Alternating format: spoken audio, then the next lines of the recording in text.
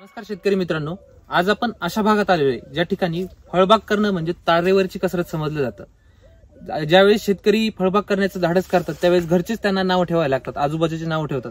आणि अशा परिस्थितीत अशा वातावरणात आपले एक शेतकरी ज्यांनी एसीटी वैदिक वर त्यांची जी सीताफळ बाग आहे एकदम यशस्वीरित्या फुलवलेली आहे। आपण बघू शकता हे पूर्ण बाग। तर आपण जे ज्यांची बाग आहे त्यांचा परिचय घेऊया। नमस्कार सर। नमस्कार। आपल्या शेतकरी मित्रांना आपलं नाव आणि पत्ता सांगायचा। माझं नाव किशन माधवराव जुन्ने, राहणार कोकलेगाव, तालुका नायगाव, जिल्हा नांदेड। सर आता आपण इथं सीताफळाच्या बागेत उभे आहोत, बरोबर? हो। ही किती वर्षाची बाग आहे आपली? आता 5 वर्ष चालू झालं। 5 वर्ष चालू आहे। व्हरायटी कोणती याची? NMK golden. NMK gold. Total किती झाड आहेत आपल्याकडे सीताफळाचे? 600 झाड। म्हणजे टोटल पूर्ण 1200 आहेत। 1200 600 ला वापरलेले। 600 ला एसीटी वैदिक वापरले।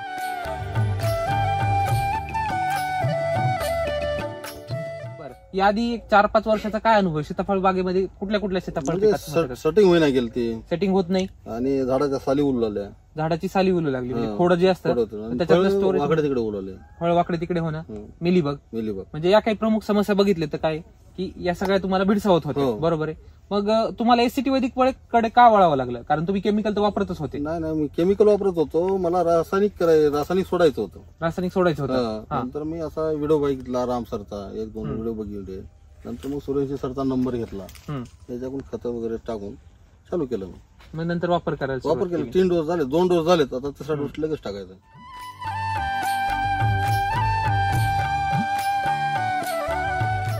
त्यावेळेस तुम्ही सांगितलं होतं की झाडाच्या साली वाळू म्हणजे उलायला लागले। आपण बघू शकतो काही ठिकाणी अजून पण आहेत, पण त्याचा पूर्णपणे भरत आले। हा, हे बघितलं तर पूर्ण जखम भरत आली, हे आपण जे बघू शकतो।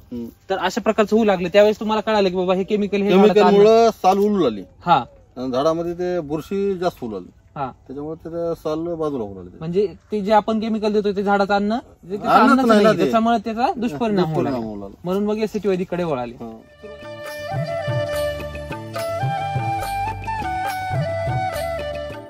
आता तुम्ही 600 झाडांना वापरले, बरोबर आहे? 2 बाग आहेत तुमच्या, 600 झाड आपल्यावर येतं, 600 केमिकल। दोन्ही मध्ये काय फरक आहे? नाही, जमीन आसमानचा फरक।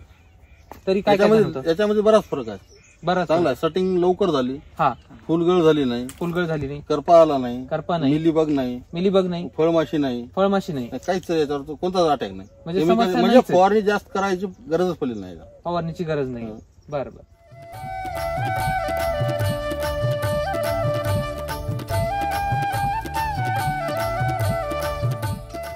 आता सेटिंग किती प्रमाणात आहे आपल्या झाडावर बघितलं तर? सरासरी झालं तर 50-60 सेटिंग आहे। 50-60 सेटिंग आपण बघू शकतो, हे पूर्ण सेटिंग। आणि 50-60च्या वरच असेल, सरासरी 60 म्हणजे ऍव्हरेज तरी 50-60 फुटच गेलं नाही। आणि एका फळाची साईज किती अपेक्षित आहे तुम्हाला या परिस्थितीत? या परिस्थितीत किलोच्या जवळपास होते, 800-900 ग्राम पर्यंत एका साईज होते। म्हणजे कमीत कमी तुमचा 50, आपण जरी 600-700 ऍव्हरेज पकडलं तरी 50 किलो पर्यंत माल कुठंच जात नाही एका झाडाला 50 किलो, बरोबर?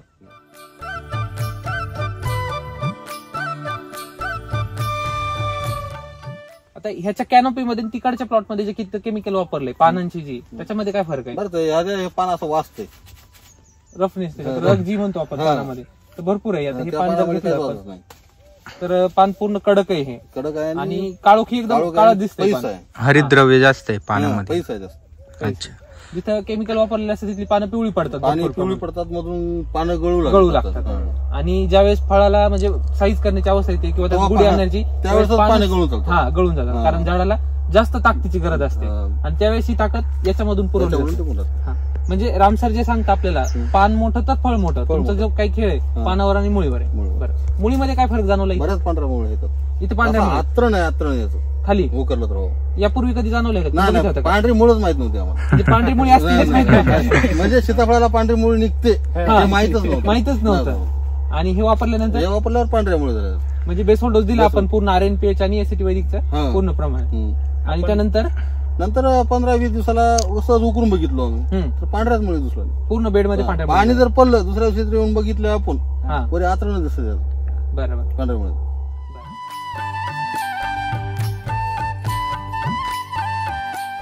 आता गांडूळ वगैरे काही? गांडूळ भरपूर गांडूळ झाले, निम्न बंद केलो गांडूळा पाहिजे। म्हणजे तुम्ही गांडूळ खत आणून टाकलं नाही? नाही, का बरं?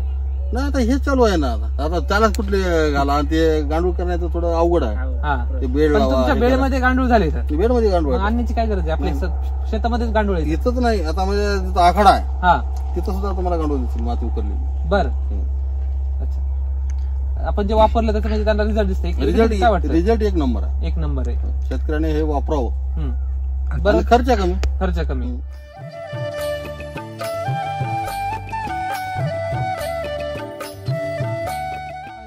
आताचा अनुभव सांगितला. ज्या दिवशी तुमची खुरपणी चालू होती त्या दिवशी राम सरांचा व्हिडिओ पाहून मी निंदन बंद केलं. निंदन बंद केलं. सरने म्हणलं तण वाढू द्या. काय अनुभव काय होता एकंदरीत तो? मला काय वाटलं तण वाढल्यामुळे खत पुरत तणच खाऊन जाईल. तण खाऊन जाईल आपण टाकलेलं. सरने म्हणले तण कधीच खत खात नाही. जे झाडावर जे आपले थ्रिप्स ब्रिप्स वगैरे फळावर डंच मारतात ते तणावर बसतात. ते तणावर बसतात. त्याच्यामुळे मी तण काढणं बंद केलं. त्या दिवशी संध्याकाळी ज्या दिवशी तुम्ही व्हिडिओ बघितला दुसऱ्या दिवशी बंद केलं बाहेर. आणि नंतर मग तण व्यवस्थापन कशा प्रकारे? ब्रश कटर मारलं. ब्रश कटर मारलं. पूर्ण सेटिंग झाल्यावर, पूर्ण सेटिंग एवढ्या झाल्यानंतर मग ब्रश कटर मारलं. म्हणजे तुम्हाला बरेच लोक म्हणले आता एवढं तण ठेवलंय बागामध्ये, बाग काय होते, असं होते तसं होते बोलून आले. बोलत राहतात. ज्यावेळेस हे वैदिक तंत्रज्ञान वापरायचा विचार केला तुम्ही किंवा आपले खतं वगैरे आणली त्यावेळेस इतर लोकांच्या काय प्रतिक्रिया होत्या? प्रतिक्रिया तर अगोदरच म्हणतात हे गावात नाही करत बसते म्हणतात अगोदर. त्याला कोणाला माहित बी नाही. म्हणजे गावापेक्षा लांब असल्यामुळे शेत डायरेक्ट गाडी आणली शेतीत उतरली. तरी गाडी म्हणलं हे नाही वास याला याचा कोणता खत आणल्या काय ना टाकायचं बघ म्हणलं तुम्ही. आणि सर्वात महत्वाचं म्हणजे हा जो भाग आहे नांदेड म्हटलं तर दुष्काळ बरोबर, आणि नांदेड म्हटलं तर फळबागाचा काही लांब लांब संबंध नाही. पहिला तालुक्यातला पहिला माणूस सीताफळ लावणारा. बर, म्हणजे हा तालुका सर इकडचा भाग जे पूर्ण दुष्काळी पट्टा आहे. आता जेव्हा पावसाळा झाला सोयाबीन हरभरा बस विषय बाकी बोलायचंच नाही. म्हणजे तुम्ही पहिला माणूस तुम्ही आणि हे बाग जरी येताना आपण बघितलं तर पूर्ण माळराना नाही, पूर्ण माळावर बाग. बरोबर आहे. आता आपण असं वाटतं डोंगर चढून आलो वर. म्हणजे आपण बाग म्हणून ड्रोन नाही आपल्याकडे, पण आपण एकदम डोंगराच्या माथ्यावर आहे. आणि कुणी म्हणजे विचार सुद्धा करणार नाही की त्या ठिकाणी अशा प्रकारचं रान तयार होऊ शकतं. त्यावेळेस सर पहिल्या व्हिजिटला आलो एवढी जमीन कडक होती सरांची. हो ना, भयानक कडक होते. बेड एवढे कडक होते. त्यानंतर आता जेव्हा बेसल डोस दिलाय तेव्हा पूर्ण हातानं बेड आज तिथं तर पांढऱ्यामुळे जागेवर असे पाय दिला. आता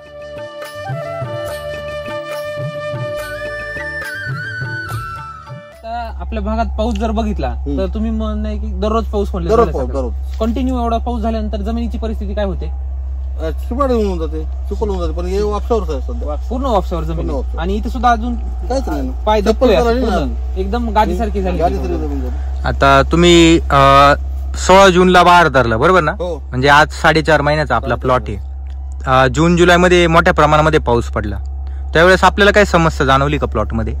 शटिंगची समस्या थोडी होऊ लागली. बर. नंतर मग बेसल डोस टाकला लगेच. अच्छा, आपण बेसल डोस धरताना टाकला. जूनला टाकला, ऑगस्ट मध्ये सेटिंग झाली. म्हणजे आतापर्यंत 2 बेसल डोसचं ऍप्लिकेशन केले. साधारण सॉइल चार्ज किती गेला असेल आतापर्यंत? 25 लिटर 600 झाडांना. 600. अच्छा, पहिलं 5 लिटर आणलो. बर. नंतर 20 लिटरचा कॅनच घेऊन आलो. किती बऱ्याचा नाही येणं नका.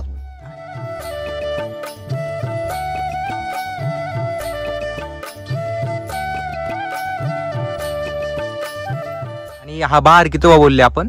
हे दुसरा बहार. दुसरा. याच्या अगोदरचा जो बहार होता तो कशावर होता? केमिकल. अच्छा, त्या बहारामध्ये आणि या बहारामध्ये काय फरक जाणवतो आपल्याला? एवढी सेटिंग नव्हती ना. सेटिंग नव्हती. एवढी सेटिंग नव्हती आणि एवढं झाड असं मध्ये गेल्या बसायसारखं नव्हतं. म्हणजे आता या झाडांकडे आपण बघू शकतो. या झाडांकडे जर पाहिलं तर हे झाड आपल्याशी असं बोलण्याचा प्रयत्न करते. असं म्हणतात शेतात गेले की झाड तुला बोलते म्हणून. बरोबर. म्हणजे तुम्हाला तो अनुभव भेटतोय काय नाही त्यांना सगळं सांगते म्हणजे झाड बोलतोय थोडक्यात तुमच्याशी. अच्छा, बर. आणि तुम्ही आज समाधानी का? एकदम नंबर.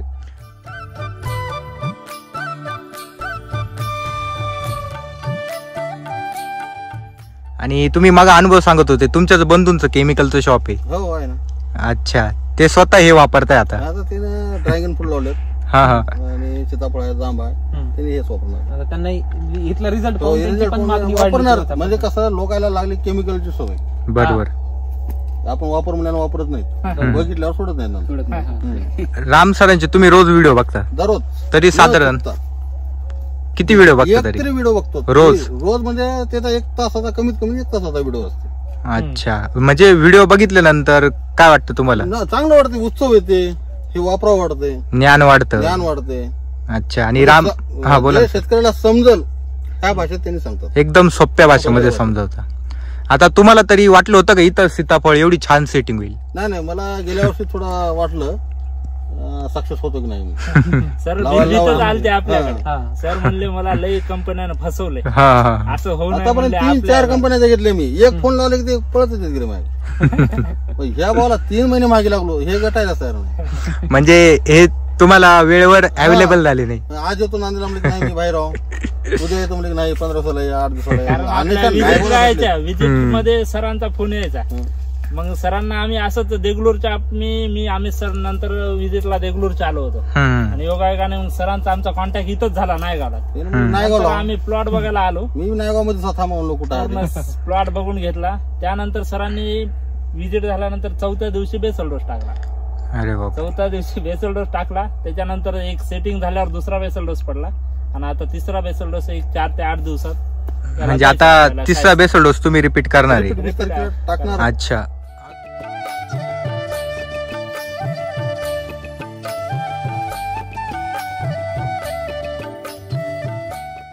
अजून सीताफळ सोडून आपण अजून एक अनुभव सांगत होता माग, मोसंबी अजून कशाला वापरेल आपण? आता मोसंबीला वापरायचं. अच्छा. आणि तुरीचा काय अनुभव आहे? तूरला काय उरलेला खत टाकला तर तेवढी भारी तूर आली. किती? 25 किलो टाकला असेल. 25 किलो मिक्स, अर्ध पोत मिक्स केलेलं टाकलं. काय बघितलं नाही का, जात आहे ना आता मधून. आता वाढ वगैरे बघितली आपण, पान बघितलं, एकदम फुटवाय. आता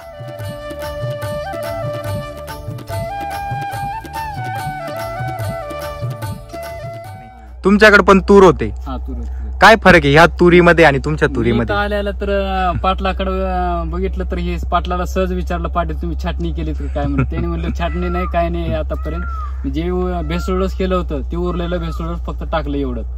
आता आमच्या भागामध्ये 2-2 छाटण्या करून सुद्धा एवढ्या चांगल्या पद्धतीनं कळ्या म्हणजे फुटवा येत नाही.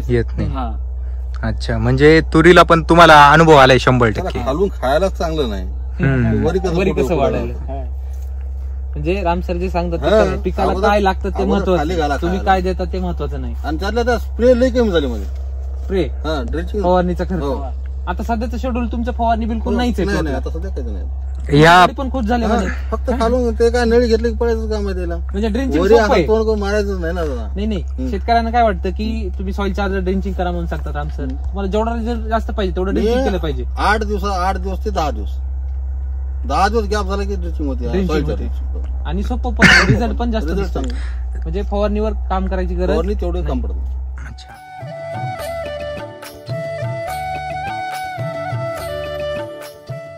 खर्चाच्या बाबतीत काय सांगाल? काय वाटतं खर्च कमी आहे केमिकल पेक्षा कमी. अच्छा. म्हणजे पोषणावर काम करतो. 4 जरी बॉटल्या आणल्या केमिकलच्या 3-3.5 हजार रुपये बिल होणार 4 बॉटल्या. आणि एक स्प्रे काढायचं म्हटलं तर 2,500 ते 3,000 हात कसा जातो? सहज जातो. म्हणजे वरती जो फवारण्यावरचा जो खर्च होता तो कमी झाला. अच्छा. आणि मातीबद्दल काय बोला? माती सुपीक झाली ना आता. सुपीक झालेली, असं मऊ वाटते एकदम. आता तुम्ही उकरून पहा ना. हो ना.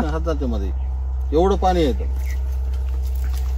या ठिकाणी आपण बघूया पूर्ण सरांचं जिथं बेसल डोस दिलेला आहे. आता सरच्या पायाखाली बेसल डोस आहे, तिकडे डोस आहे, लांब बोललेला आहे बेसल डोस. पूर्ण बेसल डोस दिलेला आहे. बघा मुळी दिसली बा. लय पांढऱ्या मुळे, पूर्ण पांढऱ्या मुळे, पुऱ्या पांढऱ्या मुळे. म्हणजे राम सर जसं सांगता मुळीकडे लक्ष देणं गरजेचं आहे. मुळी म्हणजे तोंड आहे. तोंड जर चालू असेल तर झाडाला मूलद्रव्य उपलब्ध होणार आहे. बरोबर का नाही?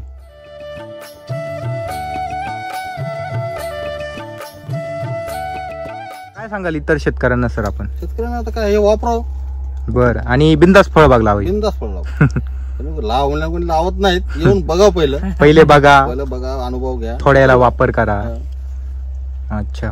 आपण एक अजून गोष्ट बघू शकतो. हे जर खोड बघितलं आपण इथून वरती तर हे एकदम सिल्वर असं खोड कुठंच बघायला भेटत नाही सीताफळाच्या बाबतीत. चकचकीत एकदम पूर्ण जखमा झालेली दिसतात. त्याची साल अशा टाइमिंगला पूर्ण निघून जाते ज्यावेळेस फळ साईजला येतं. पण इथं कुठंच जाणवत नाही, एकदम चोपडं झालेलं आहे. माझी 1-2 झाडं गेलेली त्याला फुटवा आला. हो ना. आणि तुम्ही अनुभव सांगत होते का पूर्ण बागेमध्ये मिलीबग कुठंच नाहीये, आता बा ना कुठंच नाही, शोधून दाखवायचं फक्त, एका फळाला दाखवा फक्त. चॅलेंज आहे. एका जरी फळाला मिलीबग दिसला हा. सोडून देतो. मिलीबग साठी तुम्हीच सांगत होते, मिलीबग साठी किती शेतकरी खर्च करतात? काही माग आहेत केमिकलचे मिलीबग तरी हो ना? कंट्रोल होत नाही. कंट्रोल होत एक बार आल्यावर ते रोग कंट्रोल होतच नाही. कोणी काहीतरी पट्ट्या लावते, ग्रीस लावते बुडाला, तर असं काहीच प्रकार नाही. अच्छा, म्हणजे आज तुम्ही 100% शेड्यूल नुसार बाग आपली तयार केलेली. हो. खूप छान सर, तुम्ही अनुभव सांगितला. नक्कीच ह्या भागामध्ये किंवा नांदेड जिल्हा असेल, प्रत्येक शेतकऱ्याला याचा फायदा होणार 100%.